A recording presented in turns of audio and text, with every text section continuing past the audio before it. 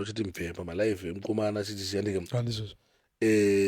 chimbotiudzaiwo tumwe tunhu chii chikunetsa kumukomana chii chikuitika mukomana madrugs ere chii ndimi muri padhuze mukomana arove madrugs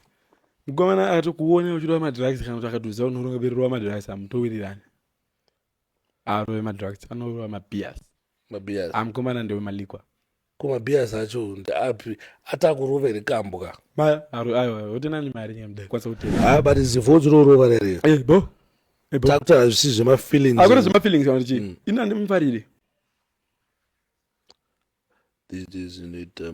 kana makavanzwa achiti mode mayabo inini handizorwadzini kuti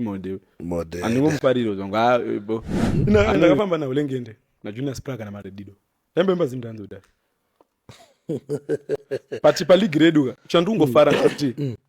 taisese kutorira but ulengende ndiye munhu aisagona ulengende namadedido ndovasagona but vasagona ulengende vasagona but masika vakapfeka mdara tingamaise pamari munhu anondidresa ndi anenge akutodai pabackground because indongopuhwa masini anenge atoodwa kutara maprize ndingakunyeberei ndona kudzai shoma kana kudzai yakawanda but chanokwanisa ngokudzai izvezvo ndechekuti hazvinotodhura zvemasini zvanakarova hazvina chipa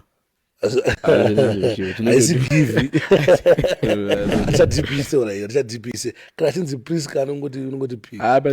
chimoko handina tiche vatochiraatina chimoko zvezii kana kuti kunacho but unonyara nacho kuti uzochitaandonyara nacho but ndokona kutera munhu asiri kuda kutaurwa manje unoona kuti munhu asiri kuda kutotaurwa kaura munhu asiri ayo palevhori yare kuti unogona kuchidana naye iye asikadani newe pamwe asitora zvekuti azikanwa kuti unodanana naye sounds but ndokwanisa kushanda nesamanyanga sounds dana mukoma vakuda kuti mufano wavo aendewo mberi kochichi kunetsa kuti kusenda asi haudi kupinda here musamanyanga kupinda musamanyanga sounds mandoda kupinda musamanyanga sounds kodi yosati wapinda handisati ndakuda kupinda musamanyanga sounds stress anayo here anenge ane stress kana kuti kwangu wandoone stress bo ndikona ngachiti guys depression stress thing dziripo